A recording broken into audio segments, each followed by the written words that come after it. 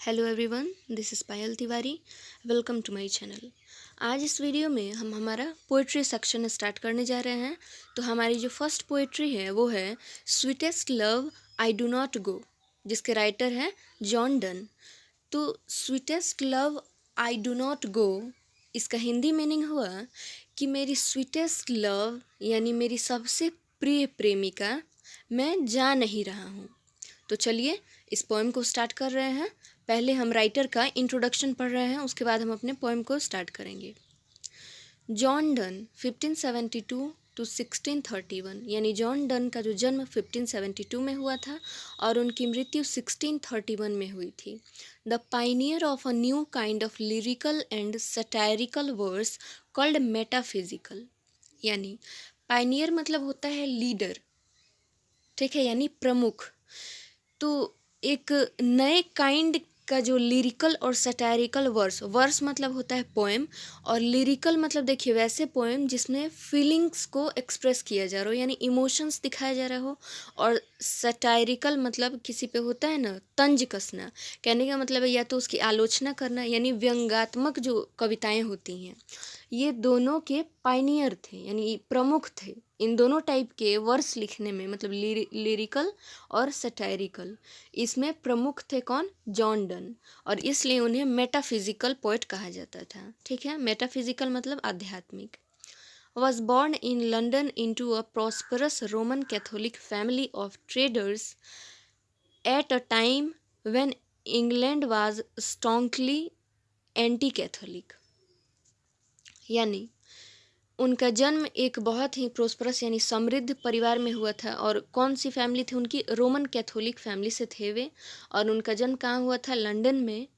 और उनकी जो फैमिली थी वो व्यापार का काम करते थे, और वो रोमन कैथोलिक फैमिली से थे। और उस वक्त जो इंग्लैंड का जो माहौल था वो बहुत ही स्ट्रॉन्गली मतलब होता है दृढ़ रूप से, ठीक है, कहने का मतलब एकदम स्ट्रिक्टली वो एंटी कैथोलिक था, यानी कैथोलिक्स का वहाँ विरोध हो रहा था। देखिए आगे। Donne was forced to leave Oxford University without a degree because of his religion.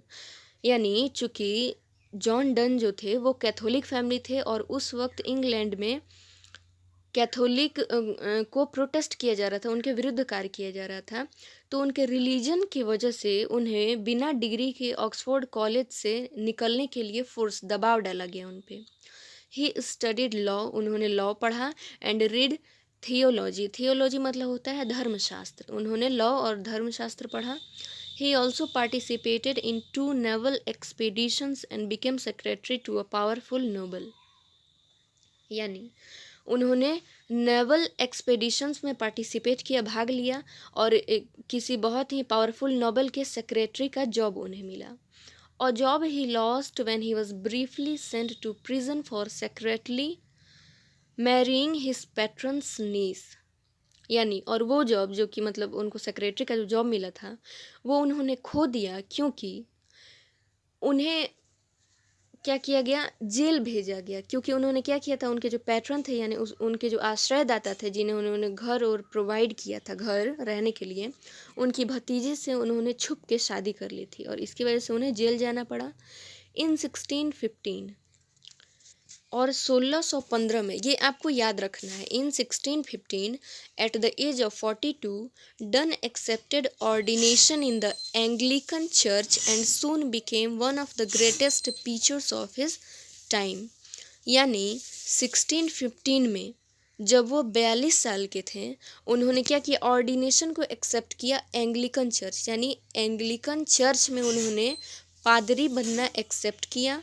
और बहुत जल्द ही वो उस वक्त के सबसे महान प्रीचर्स मतलब धर्म प्रचारक, यानी बहुत ही महान प्रीचर्स बने। In love lyricism Donne broke completely with the Petrarchan tradition. यानी उनकी जो लव पोएम थी, लव लिरिसिज्म, उनकी जो लव पोएम थी, उनमें उन्होंने पेट्रार्कन ट्रेडिशन को पूरी तरह से छोड़ दिया था, ठीक है, यानी उस ट्रेडिशन में वो अपने लव पोएम्स को नहीं लिखते थे। Introducing an intellectual and colloquial tone, यानी उन्होंने पेट्रार्कन ट्रेडिशन को नहीं अपनाया अपने लव पोएम में, लव लिरिसिज्म में, और उन्होंने किस चीज़ को इंट्रोड्यूस किया, इंटेलेक्चुअल और कोलोक्वल टोन, यानी जो बोलचाल की भाषा में, आम बोलचाल की भाषा में जो वर्ड्स हम यूज़ करते हैं, तो उन्होंने उस टाइप से अपनी लव पोएम्स लिखी।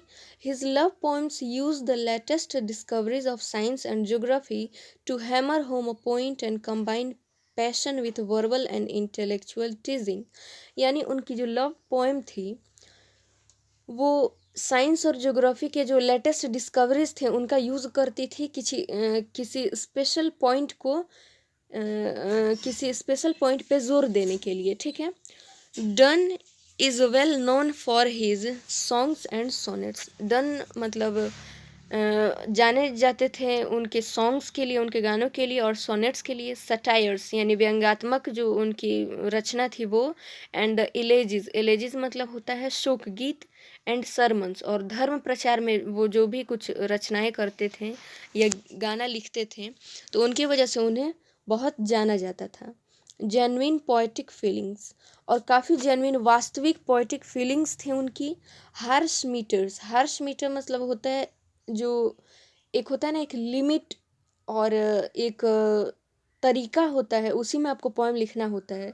तो उनके जो हार्श मीटर्स थे, स्ट्रेंड थे, यानी खिंचाव जो था उनके पोएम का। एंड विल्सिकल इमेजेस जो थे, इंटरटेनमेंट यानी विम्सिकल इमेजेस जो थे, characterise all his poetic creation, उनके पोएटिक क्रिएशन को कैरेक्टराइज करते थे वो। तो चलिए अब हम अपना पोएम स्टार्ट करेंगे। Sweetest love I do not go by John Donne. तो चलिए स्टार्ट करते हैं। तो सबसे पहले जान लीजिए इस पोएम के बारे में कुछ, क्योंकि ये एक लव पोएम है और ये 5 स्टैंजा का पोएम है, और हर एक स्टैंजा में 8 लाइन्स है, यानी पूरे पोएम में 40 लाइन्स है। तो चलिए स्टार्ट करते हैं फर्स्ट स्टैंजा से। Sweetest love I do not go for weariness of thee, यानी स्वीटेस्ट लव यानी मेरी प्रिय प्रेमिका, मैं इसलिए नहीं जा रहा हूँ, I do not go for weariness, weariness मतलब होता है उब जाना, और दी मतलब होता है यू, ठीक है।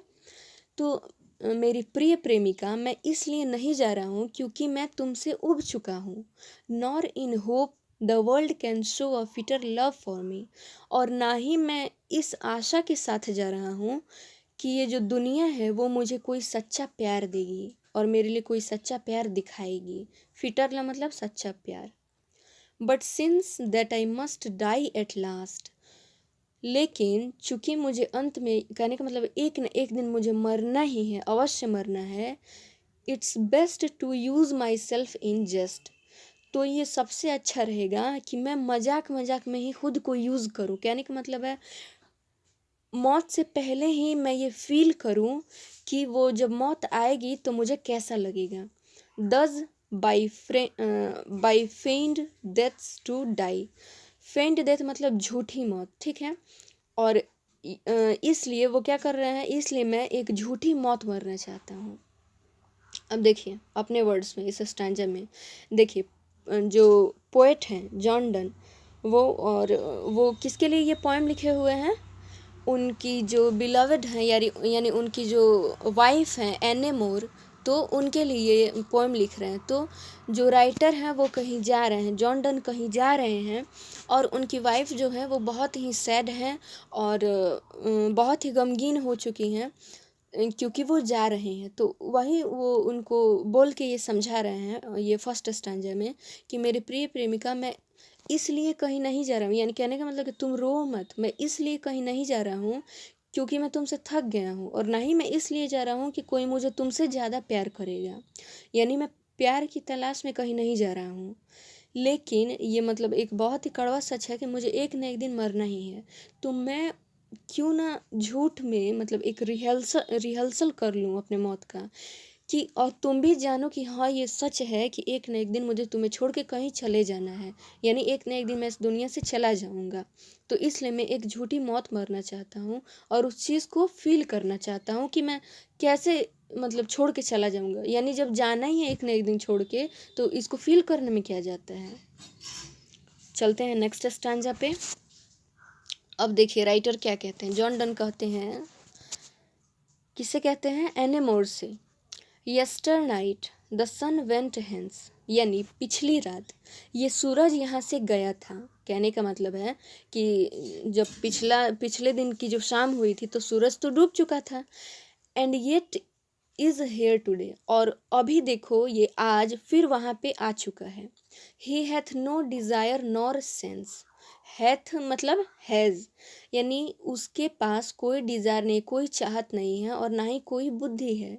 Nor half so short away, और ना ही इसके इस छोटे से रास्ते में इसकी कोई बेटर हाफ है, यानी इसका कोई जीवन साथी है। देन फियर नॉट मी, इसलिए तुम मेरे बारे में चिंता मत करो, बट बिलीव, और मुझ पे विश्वास रखो, that I shall make speedier journeys since I take more wings and spurs than he. यानी क्या कह रहे हैं राइटर जॉन डन कि ये जो सूरज है, पहले इतना लाइन का मतलब समझिए कि राइटर कह रहे हैं कि ये जो सूरज है जो कि कल चला गया था, ठीक है, ये जो सूरज है जो कि कल चला गया था वो आज फिर यहाँ पे आ चुका है। यानी सूरज पिछले समय अगर डूबा है तो फिर आज तो सूरज आ गया है, और चूंकि इसके पास कोई चाहत नहीं है, कोई बुद्धि नहीं है, ना ही इसकी कोई जीवन साथी है इस छोटे से रास्ते में, तब भी ये देखो कि मतलब गया और फिर आ गया। तो तुम मेरे बारे में मतलब मुझे लेके तुम डरो मत, मेरी कोई चिंता मत करो, मतलब लेकिन तुम मुझ पे विश्वास करो कि मैं बहुत ही सफल जर्नी बनाऊंगा, ठीक है। कहने का मतलब है कि मैं इस सूरज से भी जल्दी वापस आ जाऊंगा, क्योंकि सूरज के पास आने का कोई कारण नहीं है, लेकिन मेरे पास तो ये सब कारण है। मेरे पास डिज़ायर है, इच्छाएं भी हैं, मेरे पास बुद्धि भी है, और मेरे पास तुम्हारे जैसी जीवन साथी भी है। तो और चूंकि मेरे पास इससे ज़्यादा विंग्स और स्पर्श है, यानी मुझ में इससे ज़्यादा उल्लास है, मुझ में इससे ज़्यादा क्या है, विंग्स है। कहने का मतलब है कि बहुत बड़ा रीज़न है मेरे वापस आने का, ठीक है।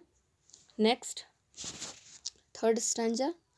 ओ how feeble is man's power. यहाँ राइटर कहते हैं, यहाँ राइटर इंसान की कमजोरी को दिखा रहे हैं कि इंसान कितना कमज़ोर है।